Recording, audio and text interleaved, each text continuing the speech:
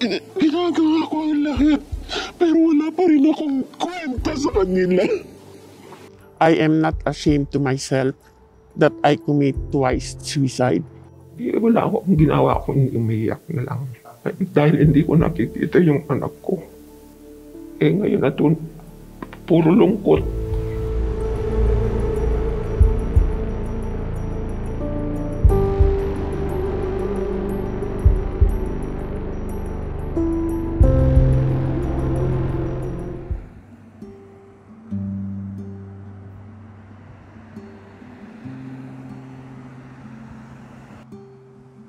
I am Charissa Celis. I work with Calgary Catholic Immigration Society as Program Manager for the Immigrant Senior Services and the Legal Education Services.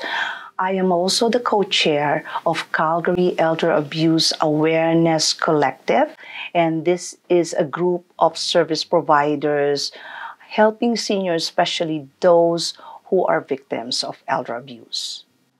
Well, elder abuse is a global public health and human rights problem. Actually, 1 in 5 Canadians believes that they know of a senior who might be experiencing any abuse in some form. It is one of the worst low-profile crimes in our society, and sadly, no major news outlets cover it to the extent that they should be. Elder abuse is underreported, it lacks clear legal definition, and is complicated by ethical challenges. Actually, the Calgary Elder Abuse Awareness Collective has defined elder abuse in a way that it is any action or inaction by self or others that jeopardizes the health or well-being of an older adult. What's happening here, as I said, not too many are courageous enough or brave enough to report this kind of abuses.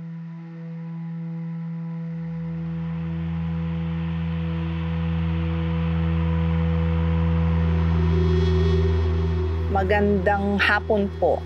When did you arrive in Canada? I arrived here on the end of the year 1990 from Singapore to Canada. I worked with an old lady for almost 1 year. She is a handicapped. I call her grandma. So 24 hours I'm working here.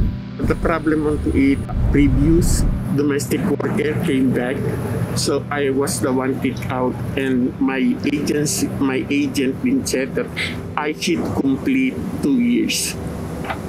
So only 1 year that I got. You didn't finish the contract because there was another one who's supposed to be there working. Okay, so what happened after? So what happened, I had no place to stay, and he was the neighbor of grandma. So I told him if I can stay with him temporarily. How old was this guy then? 46. And how old were you? 43. 43. Okay, and then what happened? So you live with this guy? Yeah. He went to the immigration and applied for me as a domestic housekeeper for his mom and stepdad. But they are very prejudice and discrimination. And so what he have done, he employed me to himself. I'm going to work with him as a domestic housekeeper. And then after 3 months, I heard that they're planning to have a wedding. When I find it out, it was me who's going to marry him. So I straight went to grandma's place and I was bursting into tears. And then grandma did said, "Can you not stop the wedding?" I said, "Grandma, it's already done." After we got married, the abuse started. And then, ano po ang ginawa ninyo? I didn't sleep together with him. I sleep on the couch. Okay. And he sleep at the bed. But he's going to wake me up when the time that he's going back home because he is drunk and sober. And then if I'm not going to do what he wants, then all of my body was full of bruises. Different parts of my body. How many years did it happen? Since the time that we got married, that is starting everything changing of my life. Didn't you go to the police? Didn't you ask for help from friends? I had no friends. All of these cops, they knows about me and they just going to come down to his place, drag me upstairs because I'm at the basement. And then when the time that we go downstairs, they just pushing me, put me in their car, and then slam the door. Sometimes, because of my body was full of process and everything, and they going to bring me to the hospital in the emergency. It happened for many years. Why didn't you get out of the house? Bakit po doon pa rin kayo sa kanya tumira? First of all, I had no money. Second point, I had no one. I don't know anybody at all. Paano kayo nabuhay nun? Binibigyan? Hindi. What he's going to tell me, you don't think that I know every Friday because he's drunk and sober that you're getting $20, right? In my wallet. I know that, but I didn't let you know that I knew what's going on. And I said that $20, if I want to buy something, if not, I'm just going to pay it also for the grocery. 2007, nandun na nga ako sa First Street. Ibinigay na naman ako sa ibang lalaki. On the first time, I was only 43. That is my first Christmas. And I didn't know that he's going to give me away. Only the guy told me, if I want you, I just can take you away and from him. Then between 95 and 96, up to 2000, then I was given again to another man. So you were sexually abused by different men? Yeah. And hindi po kayo nagsumbong sa police? In 2004, he gave me a black eye. My face are all swollen. I called the cops, but the cops told me, we're not going to accept your complaint. And I said, for what? Because you got a warrant. So they let him go to move to another apartment, get out of the house. There is no night, there is no day. Every minute, even onto the window, the cops goes inside the house. Even though I like it so much. Sometimes when I see the cops, I took off. Sometimes without no sleepers. I just get my backpack. Always my backpack is with me. You have a warrant of arrest for what? That I am a dangerous person. And if somebody recognize me, stay away from me. Okay. So for how long did that warrant last? That warrant until then do exist. I am not ashamed to myself that I commit twice suicide. So 2 times you attempted to commit suicide. When was those? Between 95, 96, up to 2000. From 1996 to 2000. When you were still with him, tsaka yun po yung time na may mga lalaki siyang ibinibigay sa inyo? Until when did you stay with him? 2006. So 1990 till 2006, that's about 16 years. So how did you survive when from 2006 you didn't know anyone here? No. You don't have money? No. And you cannot work? Yeah. Through my mom's help. Through your mom's help. So where was your mom?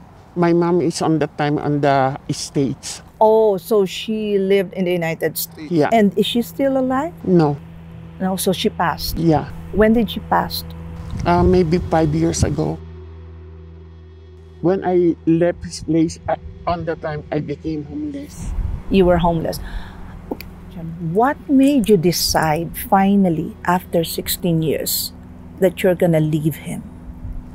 One of these social worker, like a team, she helped me a lot. When I had, let's say, doctor's appointment, they're going to give me the check. Okay, so it was because that you were able to find a social worker who was able to help you, to empower you, and then you decided to leave him. Yeah. And then when you left him, you said you became homeless. Yeah, on 2006, 2007. Wala kayong nakuhang kaibigan? Wala. Wala kayong nakuhang trabaho? Wala. I went onto the Kirby, but into the Kirby, there is also a limit of time Yeah. that you're going to stay there.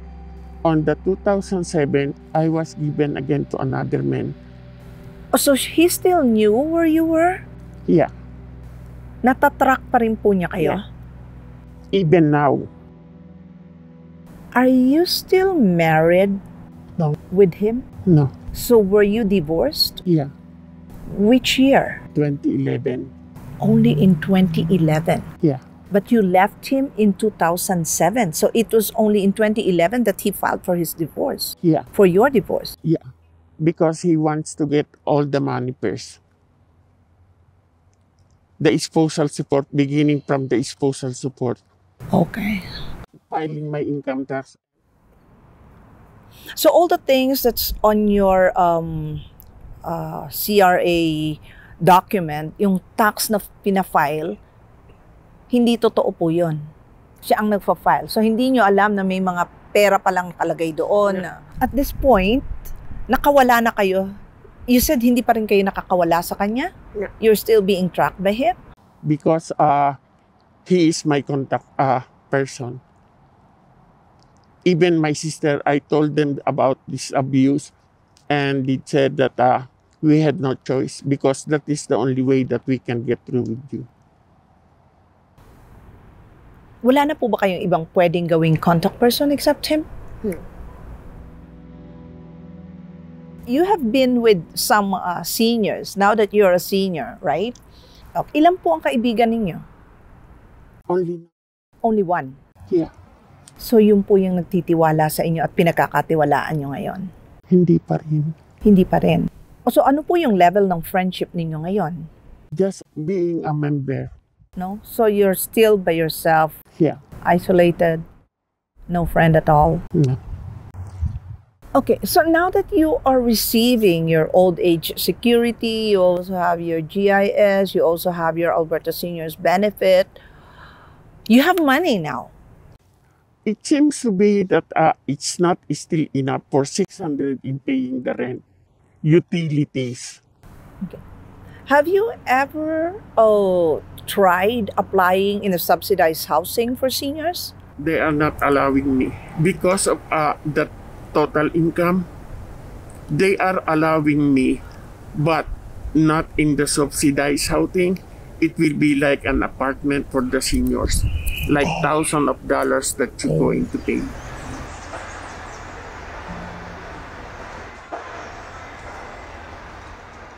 My name is Susan Westenberger, and I'm the Sergeant of the Elder Abuse Response Team with the Calgary Police Service. So the Elder Abuse Response Team is a three-way partnership between the Kirby Centre, CARIA, and the Calgary Police Service, whereby the Calgary Police Service and CARIA provide direct service to victims of elder abuse as well as offenders. CARIA is an organization that's been in Calgary for over 100 years, supporting people from across the lifespan. So we support young families, children, all the way up to seniors. So our programming is quite diverse, and we've been involved with the Elder Abuse Team since 2011. It's actually a great relationship that not just myself and Heather have, but between the Calgary Police Service and CARIA, the relationship of having social worker and a police officer in support of victims that run into elder abuse. My name is Katerina Zacharias, and I'm the manager of the Kirby Shelter.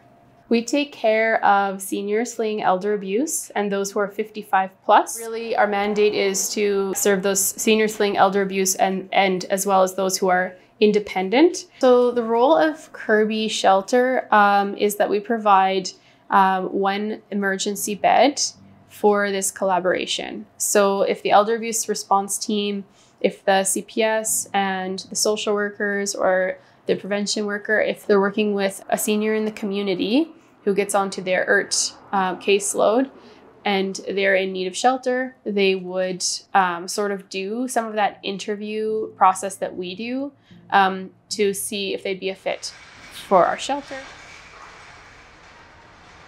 My name is Lisa Chen. I'm the Executive Director of the Calgary Chinese Elderly Citizens Association, which is a senior drop-in center right in Calgary, Chinatown. People probably don't talk about elder abuse until you ask them. So we have about 5 outreach workers, so we will ask a direct question about related to elder abuse. And most of the time say, oh, no, there's nothing happened, right? But when you build up a relationship, and we always believe that if you ask the question over and over again, one day when they're ready, they will tell you. The initial stages, it can be difficult for a victim to right away not only disclose that information, but want to continue to talk about it. And as a police officer, that causes a lot more concerns, or potentially a lot more concerns. That can also give the victim a little bit of comfort too, knowing that the police are looking into things. So I'd say almost every situation that I've encountered have been different. Some require a little bit more understanding and communication just to really realize what our role is and how we are going to be engaged. To some people who right away are willing to open the door, sit down with us, and know and want to know what we're giving and what we're here for. That's from a policing standpoint. Yeah, and I think it's really important to build that rapport with your client. And sometimes that's hard when you're meeting them for the first time in a really sensitive situation. I think, together we offer support to clients in their own environment, which might be more comfortable, but also respecting their decisions. So it is a consent-based service that we provide. If they would like our help, then absolutely we will help them. But if they decline, we respect that as well and provide resources when we can. I would say the most common incident that police get called to is probably the verbal psychological abuse. So that's a non-criminal call, but it is a red flag that it could escalate either to becoming physical or some other kind of criminal offense, or it perhaps has been that way in the past. The next would be the actual physical abuse, so an assault, a sexual assault, forcible confinement, threats to the senior. And then the other one that's very common and only growing more so, unfortunately, is financial abuse, either against a senior who is their own decision maker and is entrusting usually an adult child or family member, and is then aware of financial abuse, so theft and fraud against them.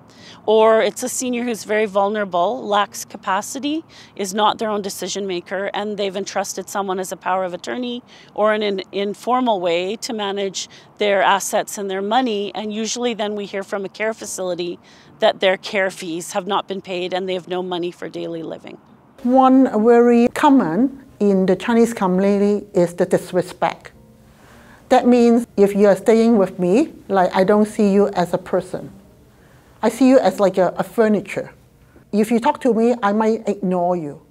I ignore your needs totally. So that is very damaging. It's even worse than physical abuse. Some of the seniors share with me because they're being neglected at all. Their needs, everything. So I think that's disrespect. It can also say as an emotional abuse. Psychological abuse, like they don't really care about you, and sometimes they don't allow you to go out from your bedroom. You have to stay in your bedroom. You cannot do this, you cannot do that, right? And some of them is, I can say, is physical abuse because they ask the senior to do so many housework. They have to take care of the baby, they have to cook, they have to clean. I remember one of the victims that shared with me, she wake up 6 o'clock in the morning. She has to work until 9 p.m. the whole day.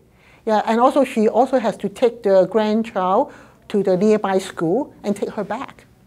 So like there's so many labor work, I would say. When you're in your age 70, it's not easy. And so that's why when they come to Canada, they're very healthy. But afterwards, they're not.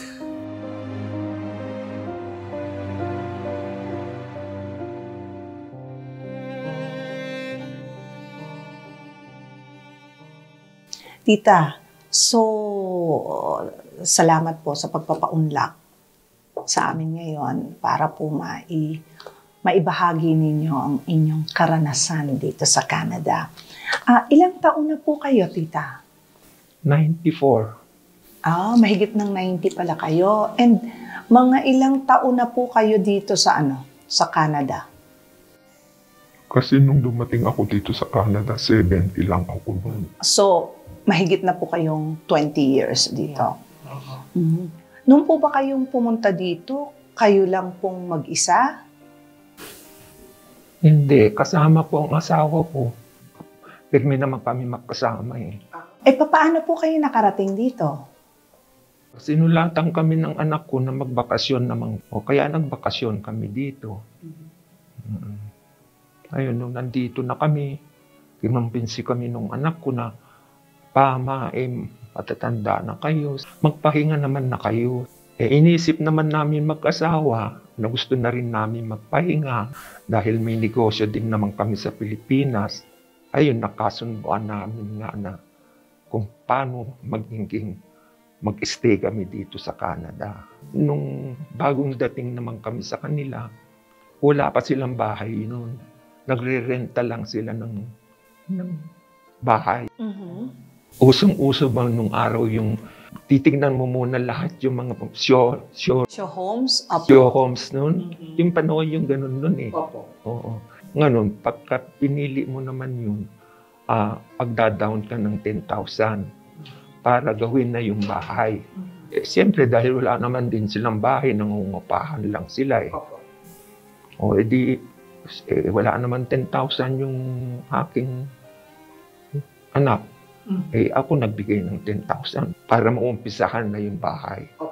Sabi pa nga nila na, ma'am, huwag na up and down ang kunin natin kasi mahihirapan kayo eh. May edad na kayo.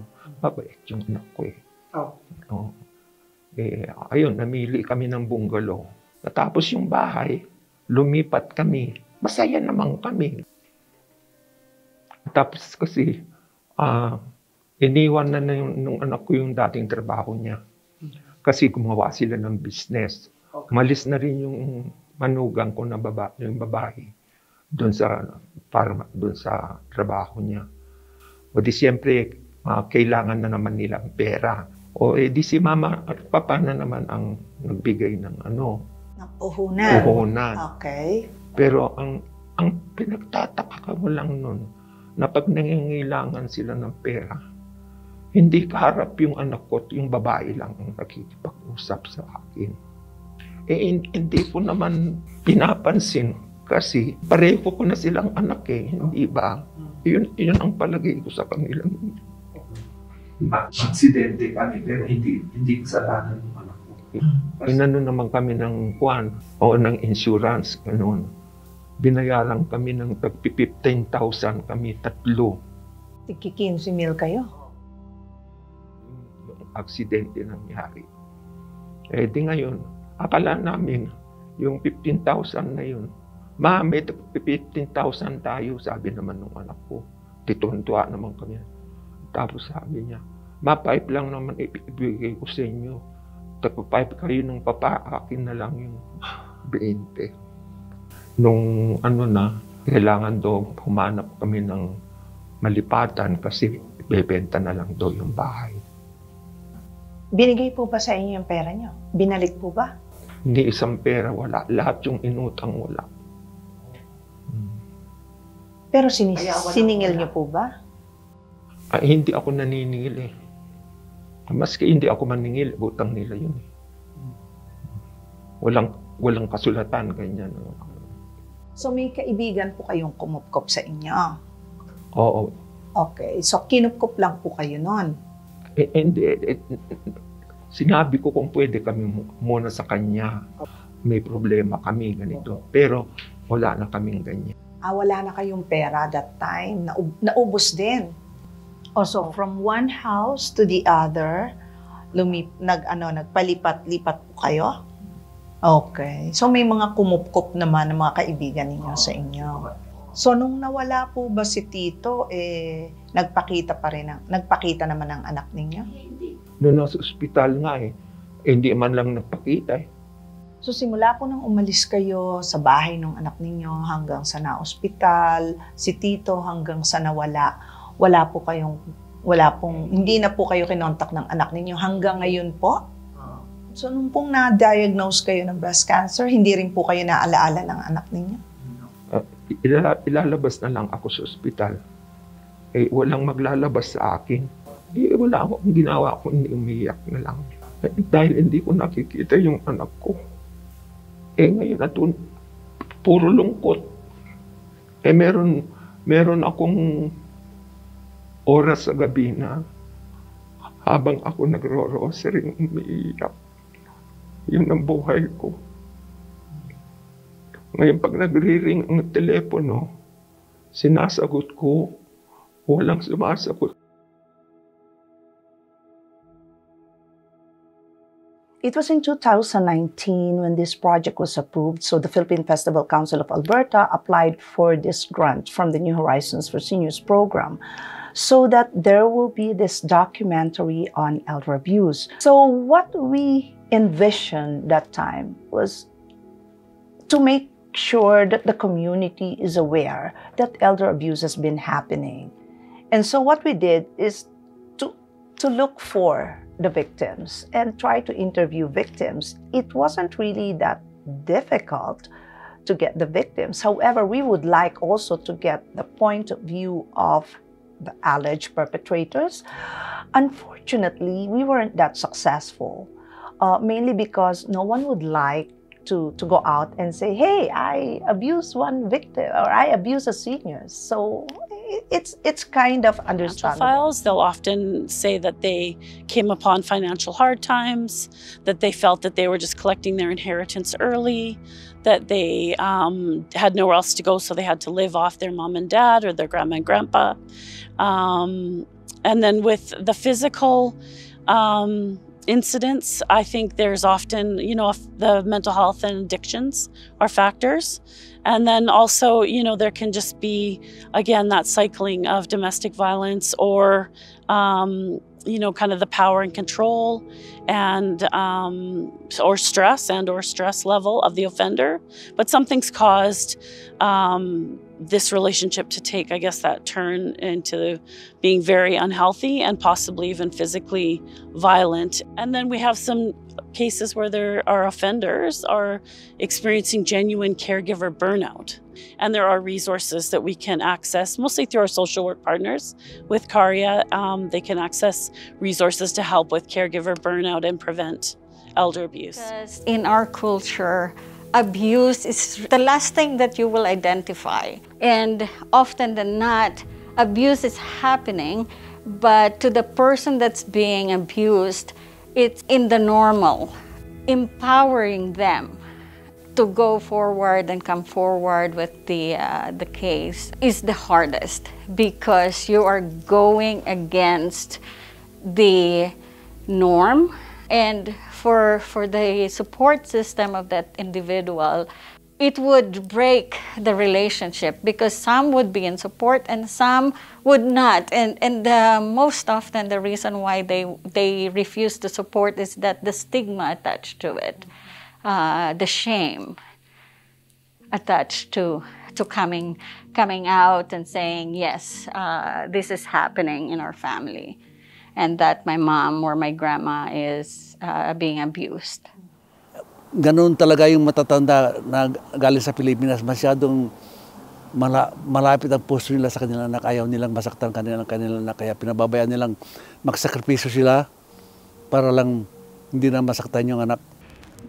I don't think it's common among Filipinos in our culture that we would bring something in our family to the police, unless it's really a very grave situation.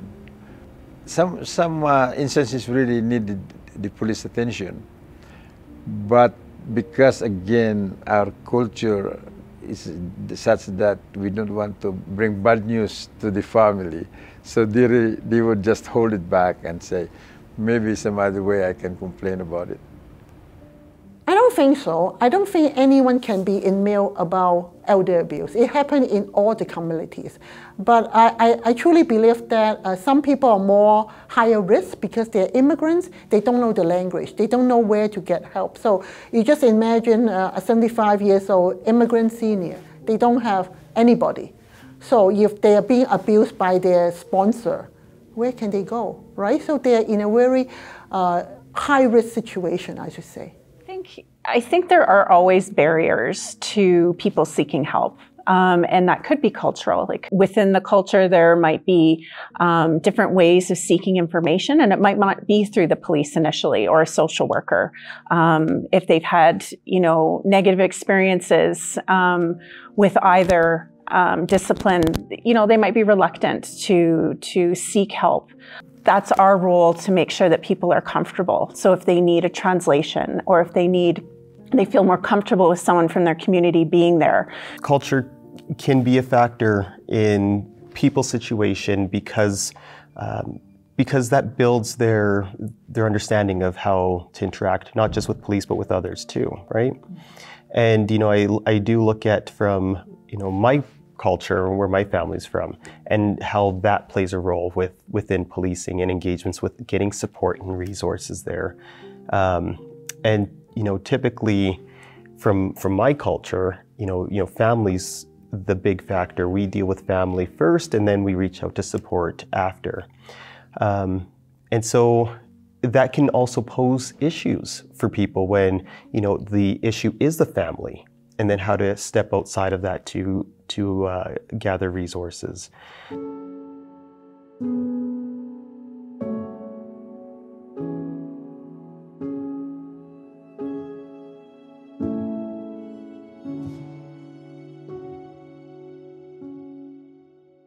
Good morning, Tita. Thank you po sa pagpapaunlak ninyo, pakikipag-usap sa amin dito, sa akin. Kailan po kayo dumating dito sa Canada? May 2007. 2007 pa po. So, medyo matagal na. Mga ilang taon na po kayo ngayon? 69 na. 69. So, nasa mga 60s na rin kayo nung ma-PR kayo? Parang ganun. Hindi ko na rin matandaan. Okay. So, ano po ang nangyari nung naging PR na kayo? Mas naging masaya ba kayo kasi permanent resident na kayo? Or nakapagtrabaho po ba kayo? Hindi pa rin kasi nag-aalaga ako ng apo dahil may maliit akong apo na tsaka nagtatrabaho yung mga anak ko. So, I have to stay home para mag-alaga. Do the housework for them. Ganun. Pero noong 2015, nagsabi ako na sana sa mga kaibigan namin na gusto kong magtrabaho. So, sige, sabi niya, ano kita? So, finally, I got to work naman. Pero before that, ako sa isang parang na-invite ako. Then, I finally got out of the house. Some days, kumisan natuto akong magsimba na ako lang mag-isa, na naramdaman kong parang hindi katanggap-tanggap sa kanila. Parang hindi sila masaya na I am growing. Parang na-feel ko na mas gusto nilang andun lang ako sa loob ng bahay. Nagsisilbi sa kanila. Ilang beses na rin ako sinabihan na lumayas ako sa kanila. Umalis ako. Nagpunta ako ng airport. Daladala ko yung luggage ko the first time. Nakaupo ako, tapos sabi ko, titiisin ko, babalik na lang ako. Makikiusap uli ako kasi maliliit pa talaga yung mga apo ko. So bumalik uli ako.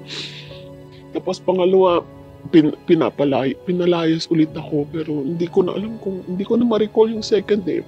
Pero yung pangatlo, 2018, tinawagan ko yung manugang ko, sabi ko, walang sabong panlaba. Ang sabi sa akin, huwag ka nang maglaba. Maghanap ka ng bahay na titirhan mo at huwag ka nang uuwi pa sa bahay. Buti na lang may nakilala akong itinuring akong kamag-anak. Sabi niya, Auntie, doon ko na lang tumuloy sa bahay. Total, wala namang nakatira sa basement. Sabi niya gano'n. Kung wala na kayo sa poder ng anak ninyo, nakikita niyo pa rin po ba ang mga apo ninyo? Nung mga few months, pinupuntahan ko sila sa eskwelahan. Dinadala ko sila. Pero inano ko na rin kasi baka mapagalitan sila. Napapagalitan kasi sila pagka meron pang panahon nung first Christmas na wala na. Binigyan ko sila ng regalo.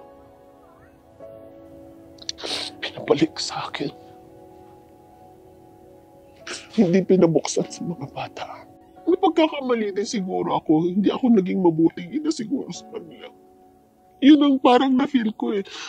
Kasi single parent kasi ako. Kailangang iwanan ko sila sa nanay ko para makapagtrabaho ako. Alam mo naman ang buhay sa atin. Para matustusan ko sila.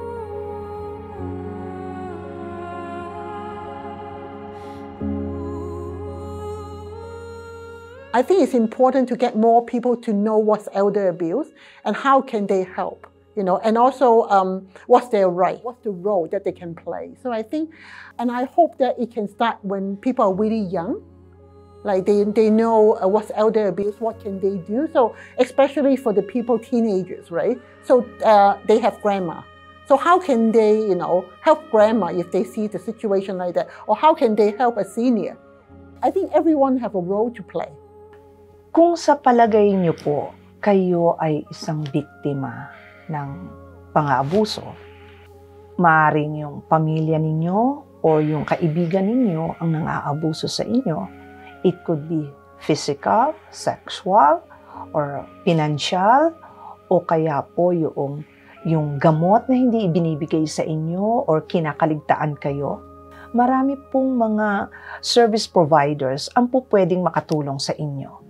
At kung sa palagay po ninyo, kayo ay natatakot na mag-report sa police or pumunta kung saan man at humingi ng tulong, pwede po kayong makipag-usap sa inyong doktor. Sabihin niyo po ang inyong nararamdaman at maaari po kayong matulungan. Mabibigyan po kayo ng direksyon. Huwag po kayong matakot. Hindi niyo po kasalanan ang maging biktima ng pag-aabuso. Na huwag kayong mahiya o kaya huwag kayong matakot na lumapit sa atin, sa asosasyon, kung kayo ay na-abuse. Para narito kami na tutulong sa inyo kung ano man ang mangyayari sa inyo. Huwag sila makatubiling lumapit sa amin sapagkat ang aming grupo, ang asosasyon namin na nakandang tumulong sa mga naabusong seniors.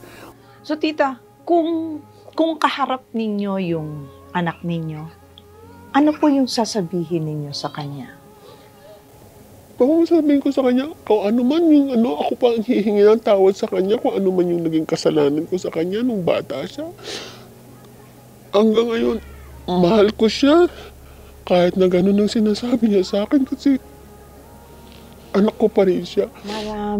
Maraming salamat po. And then just so you know, marami pong taong nagmamahal sa inyo. We're just here to support kung kailangan niyo po. It may not be financial, pero yung moral support po na andito. And I'm not going to back down no more. I'm going to fight till the last.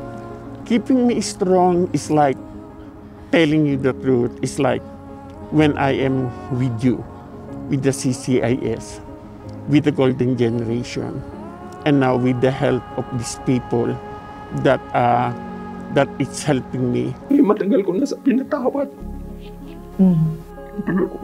Pinadadasal pa nga sila eh. Sana maayos ang buhay nila.